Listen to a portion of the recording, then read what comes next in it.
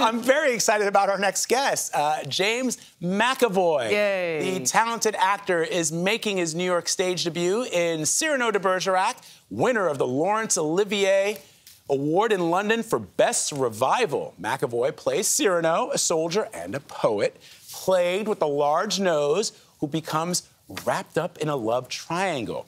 The actors perform this modern adaptation of the classic play in the style of spoken word poetry, and at times, they even rap. The production comes to the Brooklyn Academy of Music from London's West End, where one reviewer called McAvoy's performance a tour de force. Yes. And James McAvoy, you buy into that. Welcome, James McAvoy. Thank you for having us. I dressed up just for you, James McAvoy. Look amazing. I can't believe you got in at 2 a.m. You are a modern-day hero. No, and I was saying, where's your sparkly tuxedo? He said, no, this is the best I could do. We're really thrilled that you're here. Thank you for having bravo. me. Well it's nice done. when they say tour de force. Tour de force, man. Well, you know, they call it as they see it. You know what I'm saying? Well, you're stepping back into this role. You played it once before, and you're stepping back into it. What's it like? It's amazing. It's an incredible role. I think it always is in any version an incredible role for a performer, but Martin Crimp's modern adaptation, it really examines a hell of a lot of what it is to be objectified in the modern age as well.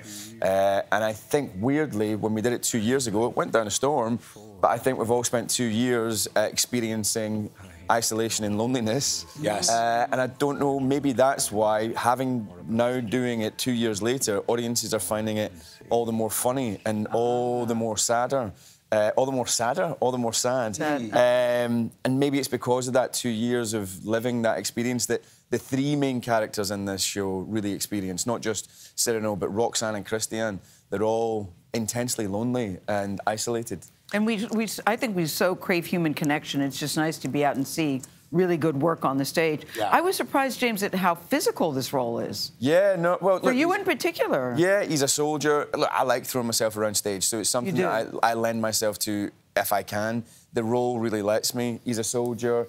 He's a warrior poet, and the poet part always gets lent into, and we do, of course, lean into that massively in this production, but he's also the warrior part as well, and so the physicality was really important to delve into. I don't know what a big nose is, how you would define that exactly, but I guess you call it when you see it. I wouldn't say yours is, and you do not wear a prosthetic. Others who have revived this character have. Yes. Take me through the thinking. Well, it was the director's thinking. Jamie Lloyd, amazing director. He's the only theatre director I've worked with for like 15 years. He's amazing. He said, do you want to do Cyrano? I said, yes. He says, I don't want to do it with a nose. I said, isn't it about a play about a guy with a nose? Surprised. And he said, no, it's a play about a guy who's objectified. And his thinking, I think, is that the minute you've got some big fake thing, you sort of undermine the truth of everything.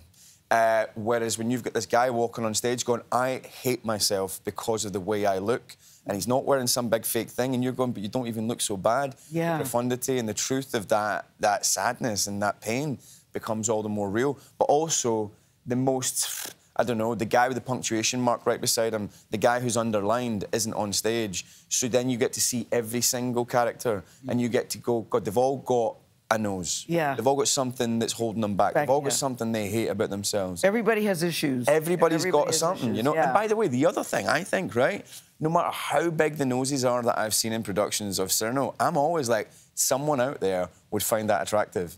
Someone well, that's the point, right? will get their King Kong with that big old proboscis. Guaranteed. Like, you will find that person. Just hang tough, you're going to find that person. Well, I love the fact that you're wearing, like, the kind of clothes that you wear in everyday life. Yeah. And the point that the director made, which is that anything can be objectified. We objectify ourselves all the time. Yes. The nose, probably when that play was written, was one way to do it, but now we can do it in a different way. Exactly. I think, look, I'm not somebody who thinks that social media is the evil that has, you know, tarnished the world on every corner, but I do think that it used to be you had to be well-known, you had to be on magazine covers, you had to be in movies or making music or something like that in order to be objectified by the grand masses. But each of us now, if you've got an Instagram profile or you've got some Twitter thing going on, we all know what it's like now to be dissected, criticised, made fun of, whatever it is. Like, everybody understands this now on a deeper level than I think we by used to. people who don't know you, who don't know anything about you, and you take that in. Yeah, and feel completely free and anonymous to just rip you to shreds, you know. Can we talk about the last line of the play? Because I love the last line. Can you just say the last line? What is the last line? The last line is... Always, say the last the hero always has to have the final. The final. So I'm sitting I'm screaming, say the word, say the word, say the word.